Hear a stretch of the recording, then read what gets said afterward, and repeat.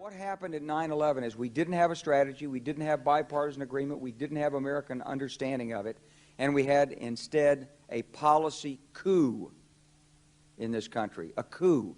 A policy coup.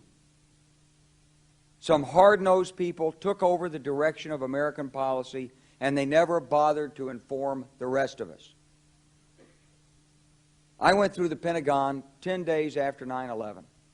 I couldn't stay away from Mother Army. I went back there to see Don Rumsfeld. I'd worked for him as a White House fellow in the 1970s. All this is in the book. I went downstairs. I was leaving the Pentagon, and an officer from the Joint Staff called me into his office and said, I want you to know, he said, sir, we're going to attack Iraq. And I said, why? He said, we don't know. He said, I said, well, did they tie Saddam to 9/11? He said, no. And then I came back to the Pentagon about 6 weeks later. I saw the same officer. I said, why haven't we attacked Iraq? We still going to attack Iraq? He said, oh, sir. He says, it's worse than that. He said, he pulled up a piece of paper off his desk. He said, I just got this memo from the Secretary of Defense's office. It says we're going to attack and destroy the governments in 7 countries in 5 years. We're going to start with Iraq, and then we're going to move to Syria, Lebanon, Libya, Somalia, Sudan, and Iran.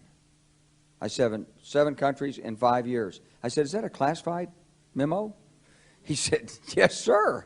I said, well, don't show it to me. He was about to show it to me. He said, because I want to talk about it. And I sat on this information for a long time, for about 6 or 8 months. I was so stunned by this, I couldn't begin to talk about it.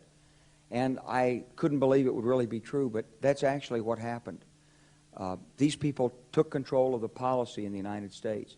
And I realized then, it came back to me, a 1991 meeting I had with Paul Wolfowitz. You know, in 2001 he was Deputy Secretary of Defense, but in 1991 he was the Undersecretary of Defense for Policy. It's the number 3 position in the Pentagon.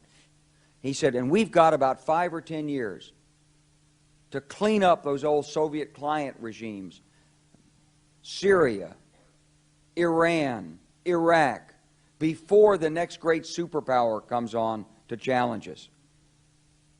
It was a pretty stunning thing. You mean the purpose of the military is to start wars and change governments? It's not to sort of deter conflict? We're going to invade countries? And you know, my mind was spinning. And I put that aside. It was like a nugget that you hold on to. This country was taken over by a group of people with a policy coup. Wolfowitz and Cheney and Rumsfeld, and you could name a half-dozen other collaborators from the Project for a New American Century. They wanted us to destabilize the Middle East, turn it upside down, make it under our control. It went back to those comments in 1991. Now, did anybody ever tell you that? Was there a national dialogue on this? Did senators and congressmen stand up and denounce this plan? Was there a full-fledged American debate on it? Absolutely not. And there still isn't. They could hardly wait to finish Iraq so they could move into Syria. It was like a laydown. Oh, our legions are going to go in there. This wasn't what the American people voted George Bush into office. Well, they didn't actually vote him into office, but it wasn't what many of the people who...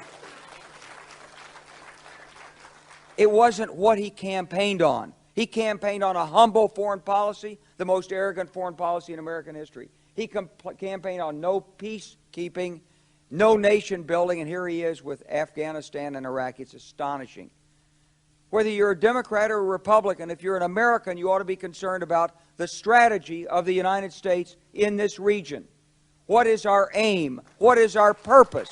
Why are we there? Why are Americans dying in this region? That is the issue.